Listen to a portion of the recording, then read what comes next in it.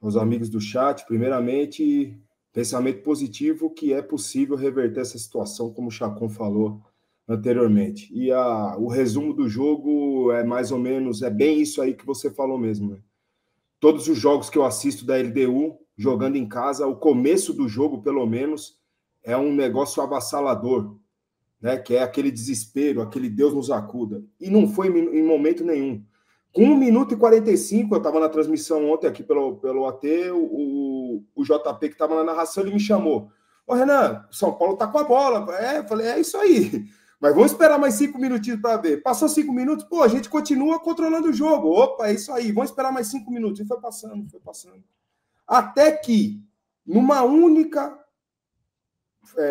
falha de leitura, o São Paulo, para quem observou bem, quando os zagueiros da LDU tinha a bola, o Luciano ficava aberto na direita e o Rigoni na esquerda. Deixava o AD, o zagueiro haitiano, o zagueiro central, né?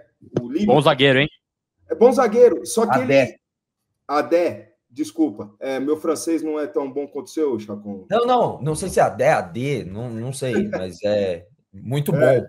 É muito bom, ele é forte, ele tem boa velocidade, vai muito bem no alto, só que a estratégia do Crespo eu acho que era válida, porque apesar de ser ótimo zagueiro, ele estava com a bola e ele não sabia o que fazer com a bola. Ele era o zagueiro que ficava livre, ele não sabia o que fazer com a bola. Ele carregava um pouquinho mais, quando chegava ali na altura do meio de campo, teto preto, e é normal isso daí para zagueiro, né? Aí ele ficava meio sem saber o que fazer, rifava a bola, e era isso que estava acontecendo, até a bola cair no pé do outro zagueiro, o do lado direito, um branco, que daí eu esqueci o nome dele agora. Bom, esqueci o nome dele. Alala. Foi aí que ele teve um pouco de liberdade e ele teve uma visão e uma qualidade melhor. Aí que vem a fala individual que o Gabriel falou. De um jogador que eu elogio tanto ele aqui, o Cedric, que do ponto de vista defensivo ele é muito eficiente, ele não costuma cometer esse tipo de erro, de leitura de jogo, para fechar espaço, e ele deixa o cara tomar a frente dele, não foi nem pelas costas dele. O cara tomou a frente dele, ele não acompanhou. Um segundinho que ele se perdeu, o cara saiu na frente dele e conseguiu fazer a finalização de primeira, porque foi um belo lançamento, foi um belo passe. Mas até aí, os caras não tinham feito nada, absolutamente nada. Todas as vezes que o São Paulo foi a Quito, o São Paulo foi amassado nesses primeiros 15, 20 minutos, né? Em algum momento do jogo. Em nenhum momento do jogo o São Paulo foi amassado. Continuou, aí ele deu uma perdidinha, tal, mas continuou com o jogo controlado, sem sofrer, né? No primeiro tempo. E no segundo, além de controlar o jogo, cria várias chances de gol. Cria grandes oportunidades de empatar primeiramente, né? E não conclui bem. E depois tem aquela falha que é uma falha que, num confronto de 180 minutos, esses primeiros 90, a gente não pode correr risco. Não é a hora de correr o risco. Correr o risco agora a gente vai ter que correr. Agora vai ter que jogar no mano a mano, vai ter que jogar com linha alta, vai ter que pressionar diferente. Agora é a hora de correr risco. O primeiro jogo não. É jogo do risco zero, é jogo do erro zero. A gente traz 1-0 para cá, cara, me arriscaria a dizer que é 60-40 para nós. Com 1-0 para os caras.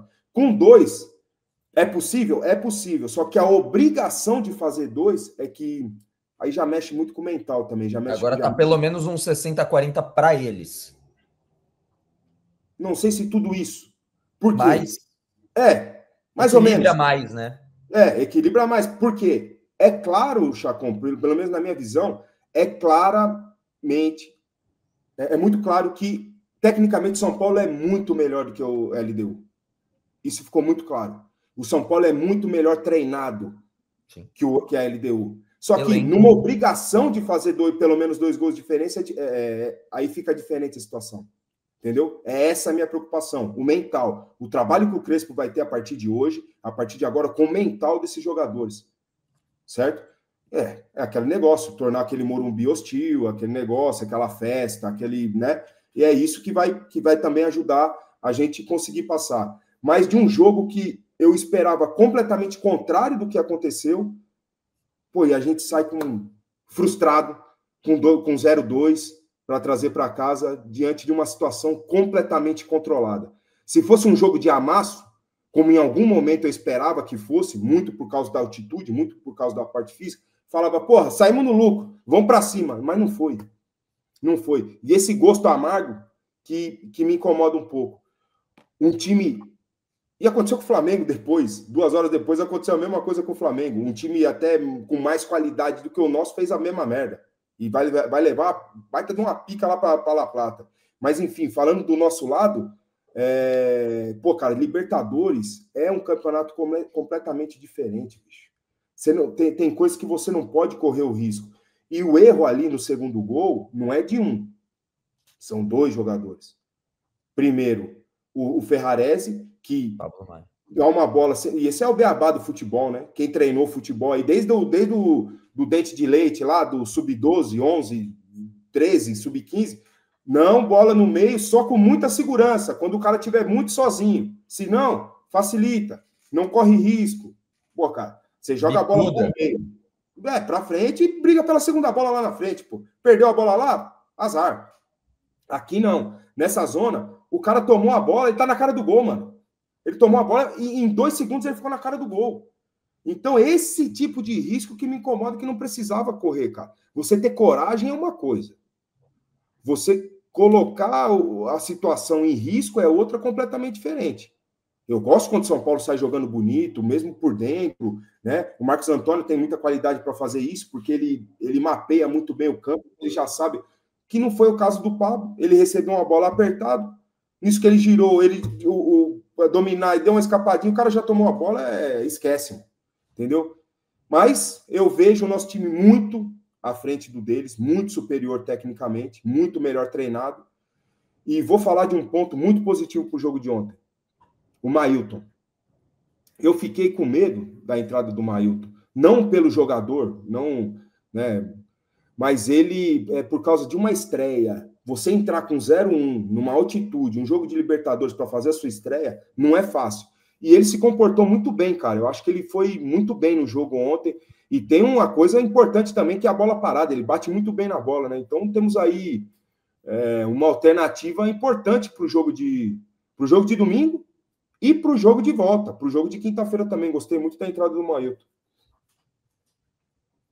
Exato, Renan, concordo com você em relação a isso. E aí, cara, só para passar até, né, antes de passar a palavra para o Chacon, cara, obviamente respeito a opinião de cada um, tá? Cada um pode ter a sua opinião em relação ao jogo, pode ter o seu ponto de vista em relação ao jogo de volta.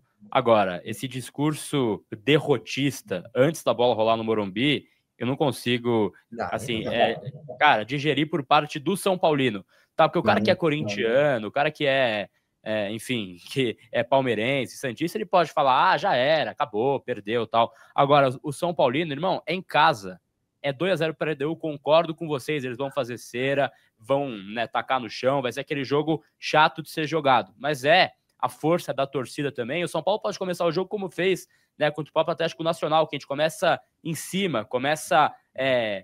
enfim, marcando linha alta, bola na trave, começa jogando bem e acha o gol. E aí já vira a chave totalmente, como rota de embarque, que tá aqui no chat, mandou. Já era, parem de viajar. É o Barcelona que a gente vai jogar quinta-feira, Rota? Rota de embarque já pega seu cartão, embarque para longe, meu, com essa negatividade.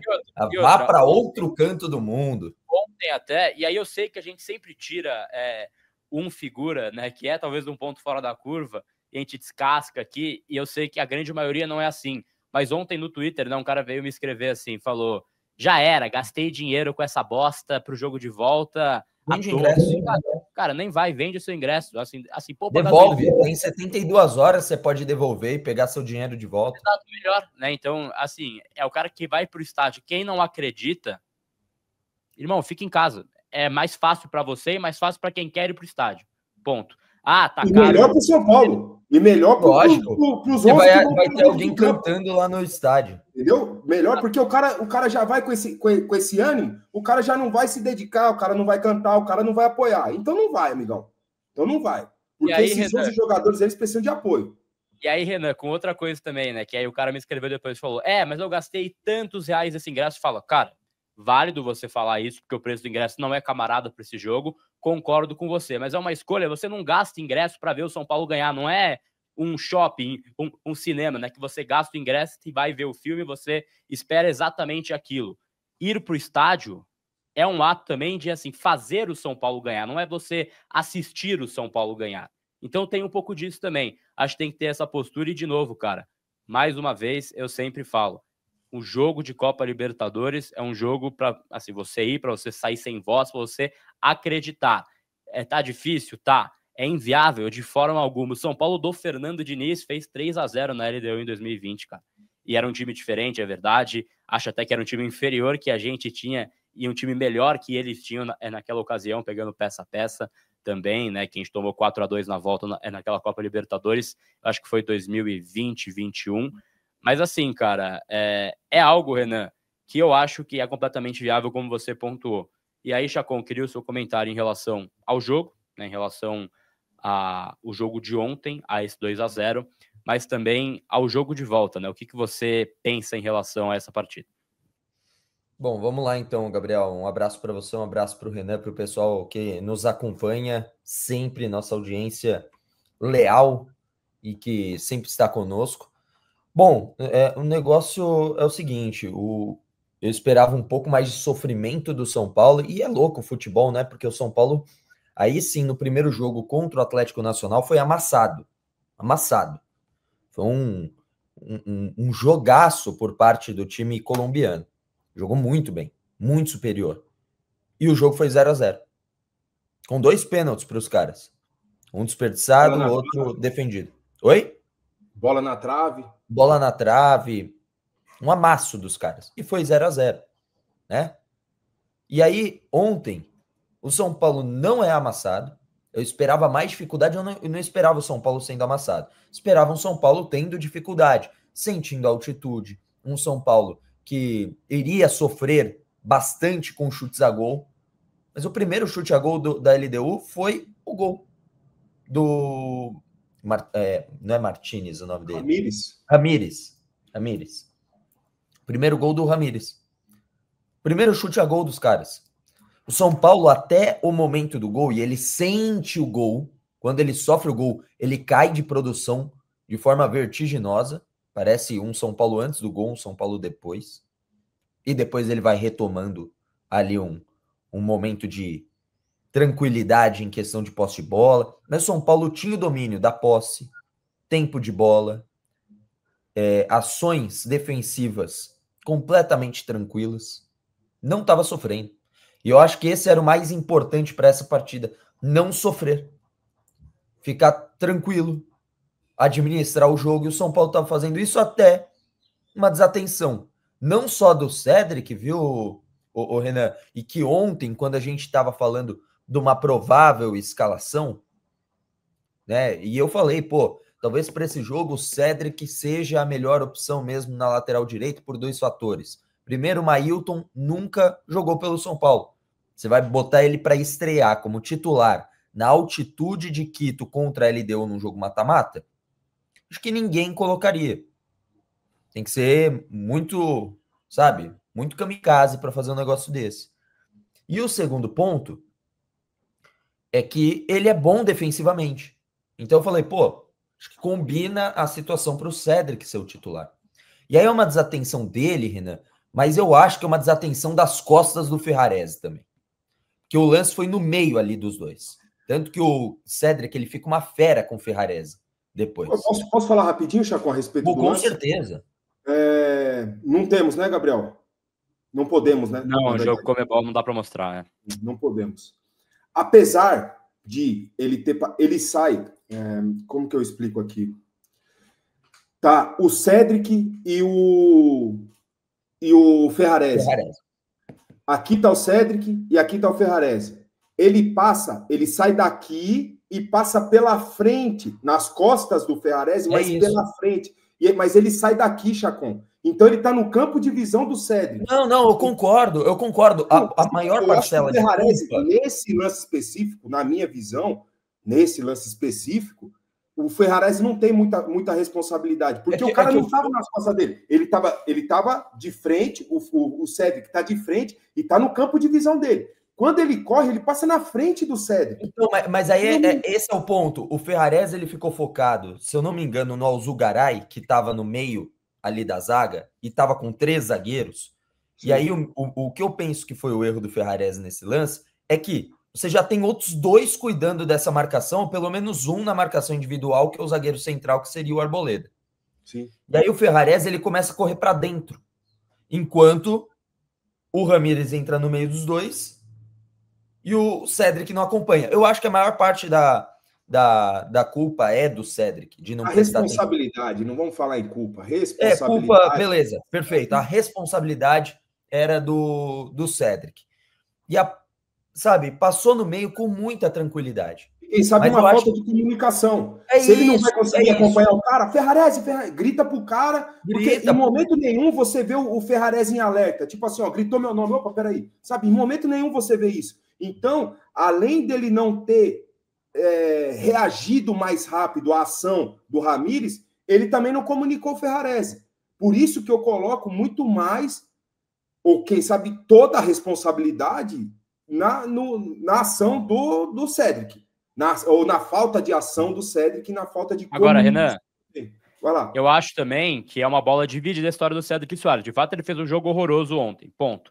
Mas na coletiva, o Crespo admitiu e falou até um termo que assim, pode parecer direto demais, falou, ele estava com diarreia o dia inteiro. Ele falou, né, ele estava mal o dia inteiro. Ele admitiu essa indisposição estomacal. Ah, mas ele pediu para jogar. Cara, na altitude, jogador experiente, literalmente... com diarreia, não dá, né? Aí eu acho que é uma escolha também que é uma, enfim, culpa compartilhada. Obviamente ele quis jogar, ele assume a responsabilidade. Mas tá mal, acho que de forma direta não é para jogar, né?